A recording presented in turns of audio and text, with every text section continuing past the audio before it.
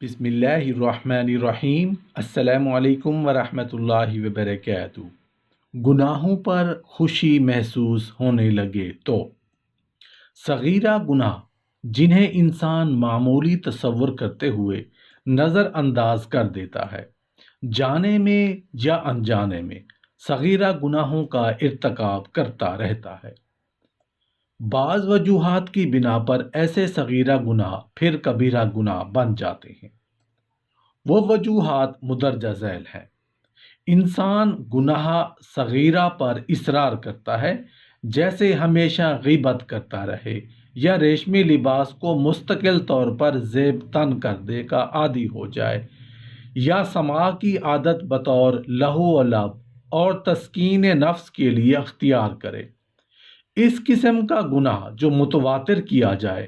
اس کا دل کی تاریکی میں بڑا ہاتھ ہوتا ہے۔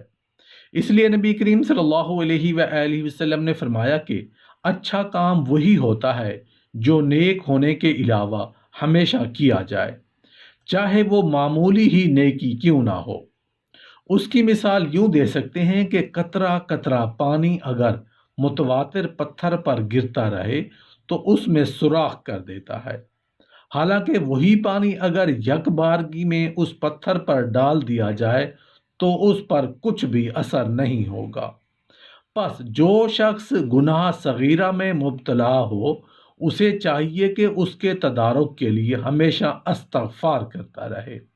اس کا غم کھائے اور پریشانی اور پشیمانی کا اللہ پاک سے اظہار کیا کرے، اور دل میں ٹھان لے کہ آئندہ اس کے قریب نہیں جائے گا۔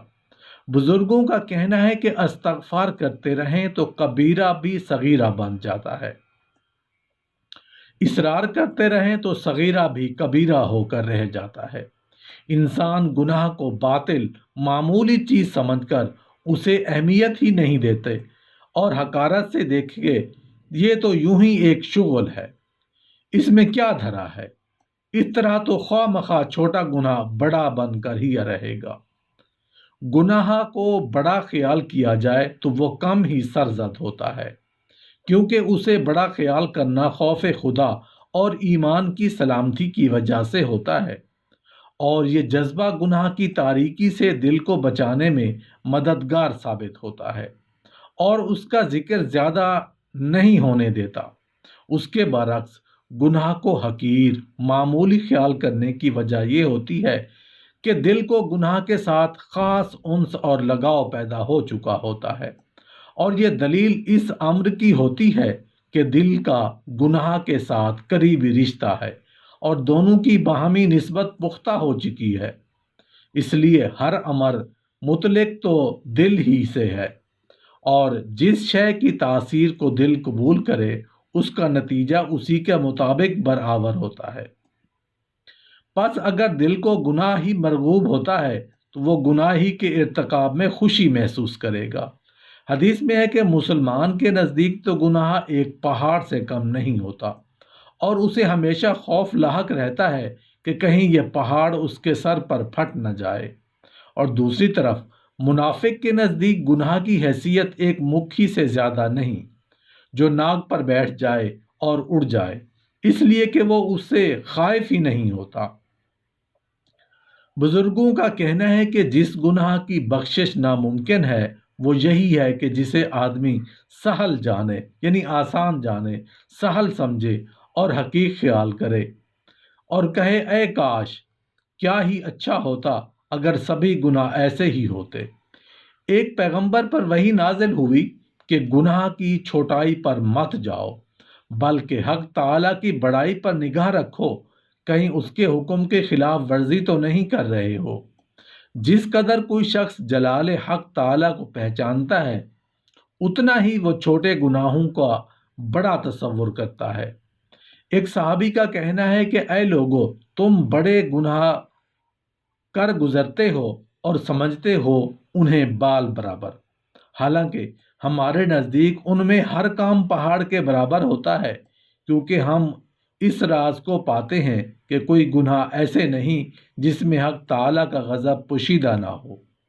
اور جتنا بڑا گناہ ہوگا اتنا ہی زیادہ قہر الہی اس میں پنہاں ہوگا۔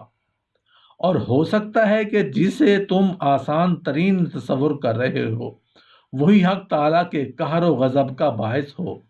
جیسا کہ ارشاد ہوا کہ تم اس کو ہلکی بات سمجھ رہے تھے حالانکہ وہ اللہ کے نزدیک بہت بھاری تھی۔ گناہوں میں انسان خوشی محسوس کرے اور ارتکاب گناہ کو ایک کارنامہ اور قابل تسخیر فتح تصور کرنے لگے، ایسے لوگوں کو اکثر فخریہ انداز میں کچھ اس قسم کی باتیں کہتے ہوئے سنا جا سکتا ہے